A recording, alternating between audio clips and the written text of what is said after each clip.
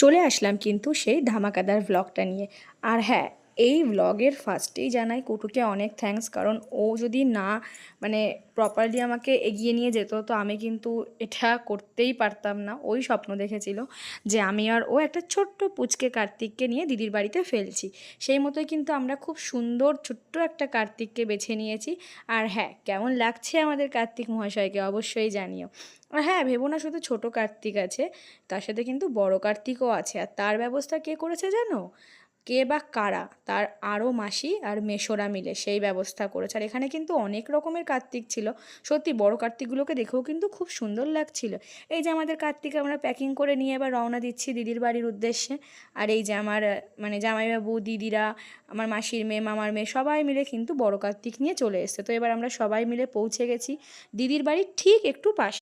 কারণ একটু আগে যদি গাড়িটা না থামাই তাহলে কিন্তু ওরা টেরই পেয়ে যাবে। এমনি শীতের দিন সাউন্ড খুব তাড়াতাড়ি পাওয়া যায়। আর এরা যা হাসাহাসি করছিল, সত্যি এত হাসি পাচ্ছিল, জীবনে কোনো দিন যা করিনি তাই ফার্স্ট টাইম। তো হাসি মানে একটু নার্ভাস, একটু হাসি, মানে এনজয় তো হবেই বলো। ভীষণ এনজয় করেছি আমরা সেদিন।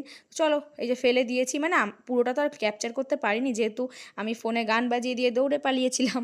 তারপরে আবার যেই ওরা টের পেয়েছে আমরা সবাই মিলে এক এক করে বাড়িতে ঢুকে গেছি। সেই মতেই সবাই মিলে এবার কার্তিককে তো বরণ করতে হবে। তো কার্তিকের বাবা একটু ফ্রেশ হচ্ছিল কাজ থেকে এসে, তার জন্য আমরা একটু ওয়েট করছিলাম।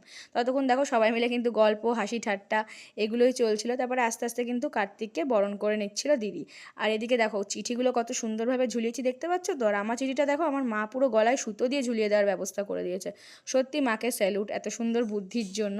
যাই হোক, দেখো আমাদের কিন্তু সব কিছু ডান, মানে আমাদের প্ল্যানটা ডান কার্তিক ফেলার। তো চলো এবার কিন্তু কার্তিককে ঘরে নিয়ে যাওয়ার পালা। এই যে কার্তিকের মা নাইটি পরে বরণ করতে দাঁড়িয়ে গেছে।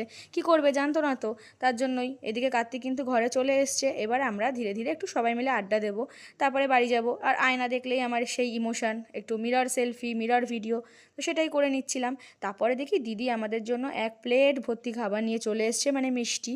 তো এটার কিন্তু হাফ খেয়েছি আমরা, তোমরা আবার ভেবো না আমরা পুরোটা খেয়ে নিয়েছি। তো ব্লগটা কেমন লাগলো, মানে মানে কি তোমাদেরও কি আমাদের ভিডিওটা দেখতে দেখতে হাসি পেলো? আমার তো ভীষণ হাসি পাচ্ছে ভয়েস দিতে। তো চলো ভিডিওটা কেমন লাগলো অবশ্যই জানিও। আর হ্যাঁ, কার্তিক পুজোর ব্লগটা দেখতে কিন্তু ভুলো না। কার্তিক পুজোর ব্লগ কিন্তু ঠিক টাইম মতো পোস্ট করে দেবো। তো চলো, টাটা।